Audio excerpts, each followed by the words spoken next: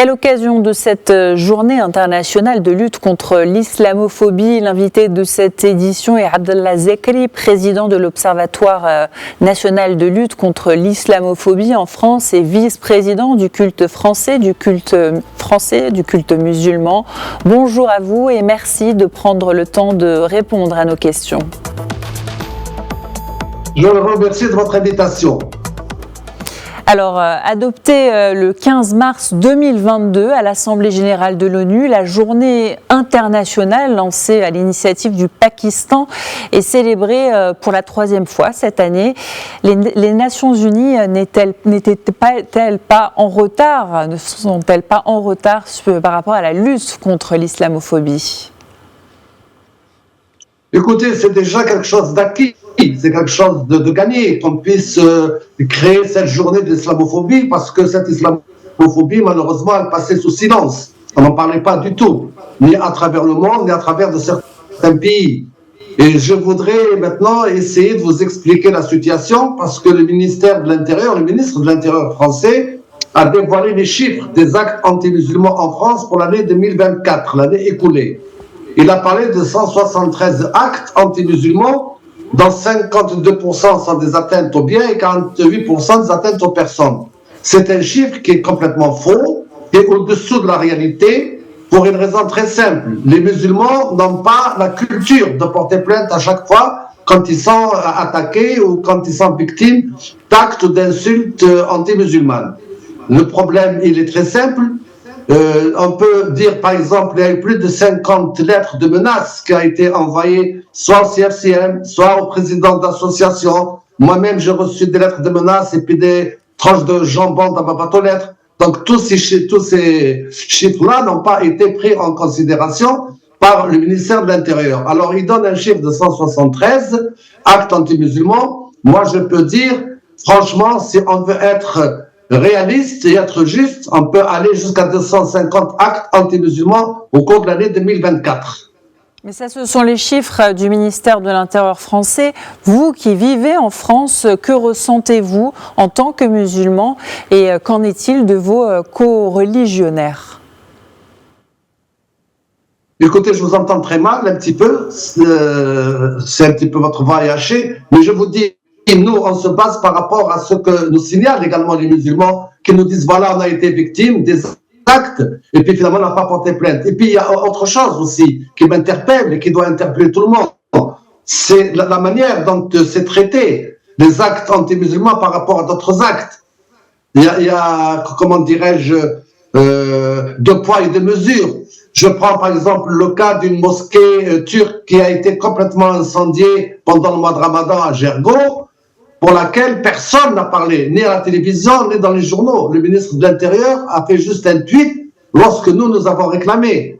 Contrairement, par exemple, à une mosquée, à une synagogue dont on a tenté de brûler la porte, Premier ministre, ministre de l'Intérieur, tout le monde s'est déplacé pour aller soutenir. Et quand il s'agit de musulmans, il n'y a personne, on n'entend personne, ni les responsables politiques, ni au niveau du gouvernement, ni également la presse, qui est complice très souvent par rapport à ces déclarations toujours anti-musulmanes et anti-islam.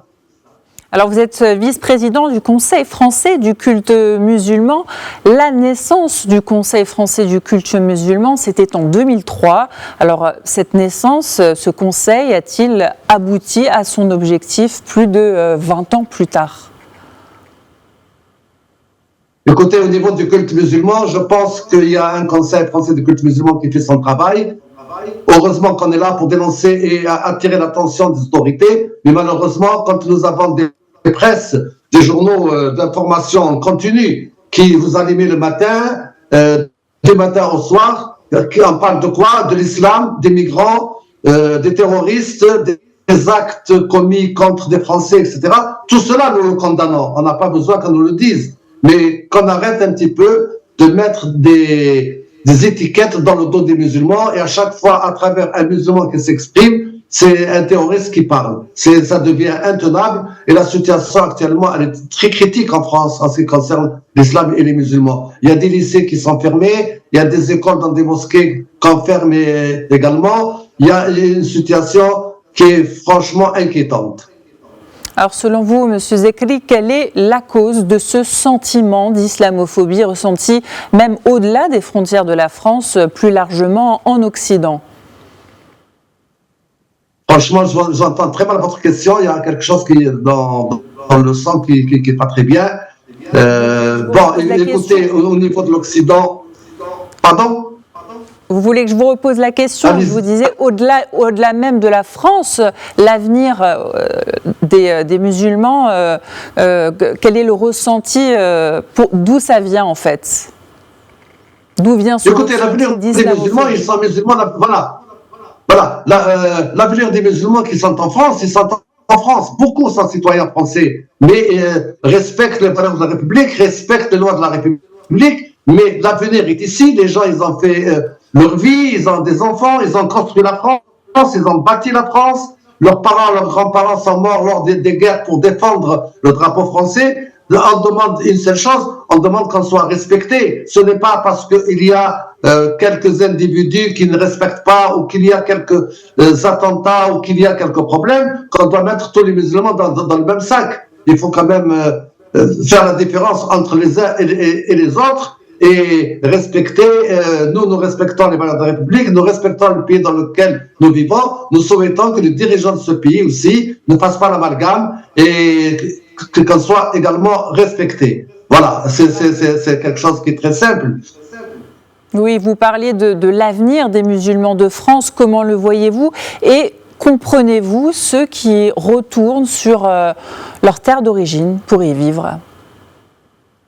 Franchement, je n'entends pas vos questions, elles sont coupées. Hein. Est-ce que vous comprenez ceux qui retournent est-ce que vous comprenez ceux qui retournent sur leur terre d'origine pour y vivre? Non, je n'entends pas la question. Est-ce que je comprends ceux qui... Est-ce que vous comprenez ceux qui retournent sur leur terre d'origine pour y vivre? Comment voyez-vous l'avenir des musulmans de France? Non seulement, oui, je comprends. Il y a beaucoup de gens qui retournent sur leur terre d'origine, et puis il y a beaucoup de gens qui partent en Angleterre, qui partent en Belgique, qui partent dans d'autres pays. Actuellement, il y a des départs vers d'autres pays parce que les gens ils sont bien considérés. Vous avez par exemple aux États-Unis actuellement une diaspora musulmane, maghrébine même, qui des niveaux très élevés, qui ont préféré partir de France parce que ils n'ont pas les portes ouvertes. On leur a pas ouvert les portes, mais malheureusement ailleurs on leur ouvre. En Angleterre on leur ouvre, en Allemagne on leur ouvre, aux États-Unis il y a une diaspora musulmane actuellement qui part aux États-Unis s'installer parce que ils peuvent plus supporter les conditions dans lesquelles ils vivent. Maintenant il y a un autre sujet aussi qui est très intéressant ici en France, c'est-à-dire que pour pouvoir dialoguer avec le pouvoir, il faudrait que le pouvoir respecte la laïcité. La laïcité, c'est la non-ingérence de l'État dans le culte, mais malheureusement, les représentants de l'islam en France, ils sont choisis par les préfets ou par le ministère de l'Intérieur. Ce ne sont pas les musulmans qui choisissent leurs responsables ou leurs dirigeants. Il faut faire des votes dans les départements et permettre aux musulmans de s'exprimer. Alors on parle de culte musulman, et ceux qui sont actuellement, qui parlent avec le pouvoir, avec le ministère de l'Intérieur, on a créé une association qui s'appelle le FORIF, qui ne représente ni le culte ni les musulmans, et on nous dit voilà avec qui on va dialoguer, et voilà vos représentants. Je suis désolé, les musulmans doivent choisir leurs représentants eux-mêmes, comme pour les autres cultes. Voilà. À ce moment-là, je considère qu'il y aura un respect pour nous, mais on ne peut pas nous choisir nos dirigeants parce qu'on est retombé actuellement dans un islam colonial dirigé par le pouvoir politique. Et ça, il est inacceptable, et il faut le dénoncer, il faut le combattre, il faut qu'on puisse faire entendre nos voix. Eh bien, merci Abdallah Zekri, président de l'Observatoire national de lutte contre...